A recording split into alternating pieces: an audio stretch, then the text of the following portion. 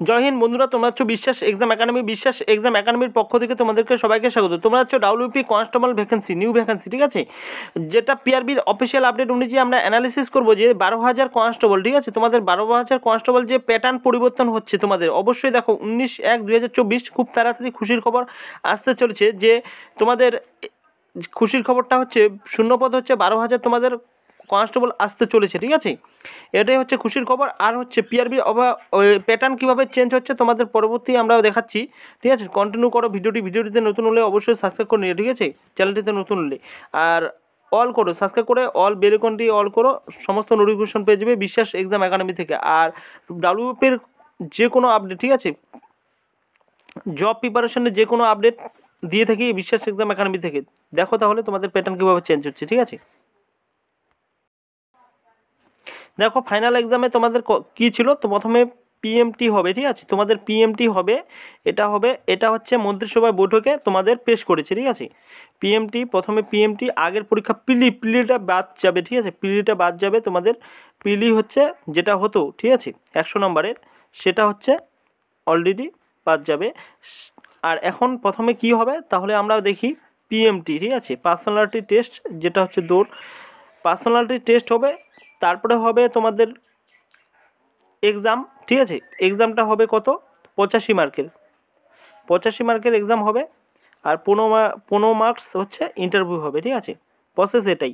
PMT pass করলে তারপরে 85 মার্কসের তুমি পরীক্ষা দিলে ফাইনাল এক্সাম, তারপরে ফাইনাল এক্সাম, তারপরে তোমাদের ফাইনাল এক্সামে কোয়ালিফাই করার পরে তোমরা ইন্টারভিউ দিলে, ঠিক আছে, এটাই হচ্ছে টোটাল প্রসেসটা হচ্ছে এটা, ঠিক আছে। তোমরা এটা ভালো না, তোমাদের প্রথমে 100 মার্কের পরীক্ষা, তারপরে হচ্ছে পিলি পরীক্ষা, তারপরে হচ্ছে তোমাদের পিএমটি, ঠিক আছে, পিএমটি, তারপরে হচ্ছে তোমাদের 85 মার্কের পরীক্ষা, ঠিক আছে, 85 মার্কের পরীক্ষা, তারপরে হচ্ছে ইন্টারভিউ, ঠিক আছে, তারপরে ইন্টারভিউ।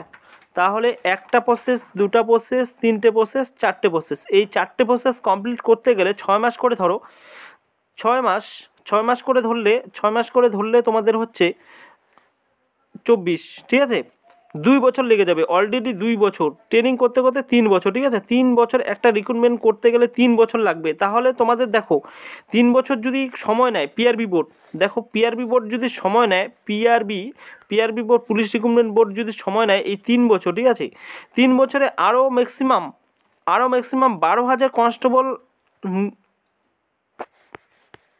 নিয়োগ করবে, ঠিক আছে, 12,000 কনস্টেবল নিয়োগ করবে।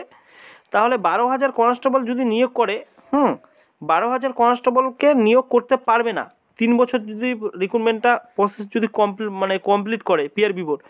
তার জন্য পিআরবি বোর্ড কি মন্ত্রিসভায় বৈঠকে পেশ করেছে যে তোমাদের একটি এক্সাম হবে, প্রথমে পিএমটি হবে, ঠিক আছে, তারপরে এক্সাম হবে, তারপরে হচ্ছে 85 মার্কের, তারপর হচ্ছে ইন্টারভিউ হবে।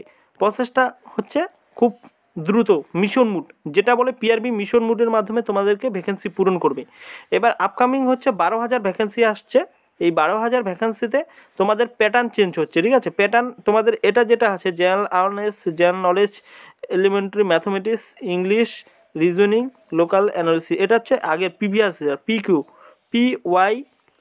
ঠিক আছে, YQ পিকিউ, মানে প্রিভিয়াস ইয়ার হচ্ছে সিলেবাস। এটা তোমাদের এই মতামত তোমাদের থাকলো, তোমরা কোনটা ভালো চাও, ঠিক আছে, কোনটা তোমাদের কোন প্যাটার্নে তোমরা পরীক্ষা দিবে অবশ্যই কমেন্ট বক্সে কমেন্ট করবে, ঠিক আছে। আমি প্যাটার্ন অবশ্যই তাড়াতাড়ি তোমাদের চেঞ্জ হলে অবশ্যই চ্যানেলটিতে নতুন হলে অবশ্যই সাবস্ক্রাইব করে রাখো, আর চেঞ্জ হলে অবশ্যই তাড়াতাড়ি তোমাদের মাঝে প্রোভাইড করবো, ঠিক আছে। এই পর্যন্ত তোমাদের আপডেট, নেক্সট যদি কোনো আপডেট পাই বিষয়ে আমি সবার আগে পাঠিয়ে দেবে। Thank you.